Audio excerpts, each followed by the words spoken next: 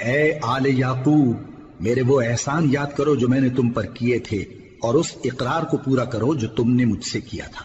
میں اس اقرار کو پورا کروں گا جو میں نے تم سے کیا تھا، اور مجھی سے ڈرتے رہو۔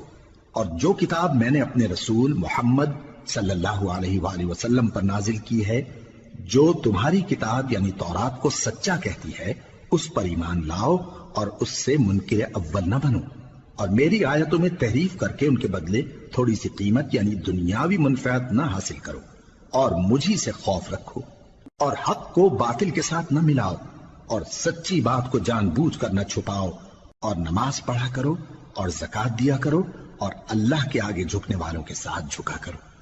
یہ کیا عقل کی بات ہے کہ تم لوگوں کو نیکی کرنے کو کہتے ہو اور اپنے تئیں فراموش کیے دیتے ہو، حالانکہ تم اللہ کی کتاب بھی پڑھتے ہو؟ کیا تم سمجھتے نہیں؟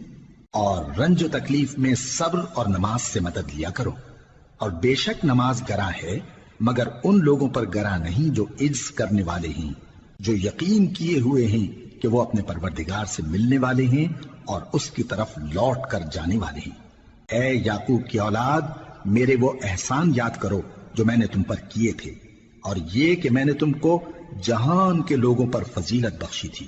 اور اس دن سے ڈرو جب کوئی کسی کے کچھ بھی کام نہ آئے، اور نہ کسی کی سفارش منظور کی جائے، اور نہ کسی سے کسی طرح کا بدلہ قبول کیا جائے، اور نہ لوگ کسی اور طرح مدد حاصل کر سکیں۔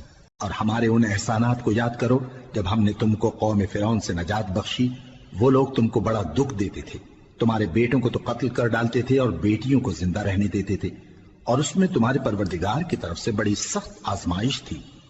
اور جب ہم نے تمہارے لیے سمندر کو پھاڑ دیا، پھر تم کو تو نجات دی اور فرعون کی قوم کو غرق کر دیا، اور تم دیکھ رہے تھے۔ اور جب ہم نے موسیٰ سے 40 رات کا وعدہ کیا تو تم نے ان کے پیچھے بچڑے کو معبود مقرر کر لیا، اور تم ظلم کر رہے تھے۔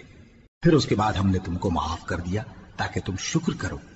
اور جب ہم نے موسیٰ کو کتاب اور معجزے عنایت کیے تاکہ تم ہدایت حاصل کرو۔ اور جب موسیٰ نے اپنی قوم کے لوگوں سے کہا کہ بھائیو، تم نے بچڑے کو معبود ٹھہرانے میں اپنی جانوں پر ظلم کیا ہے، تو اپنے پیدا کرنے والے کے آگے توبہ کرو، پھر اپنوں کو قتل کرو، تمہارے خالق کے نزدیک تمہارے حق میں یہی بہتر ہے۔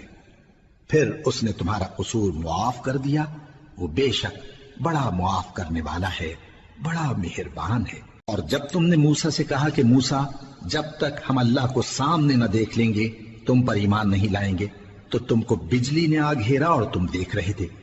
پھر موت آ جانے کے بعد ہم نے تم کو اثر نو زندہ کر دیا تاکہ احسان مانو۔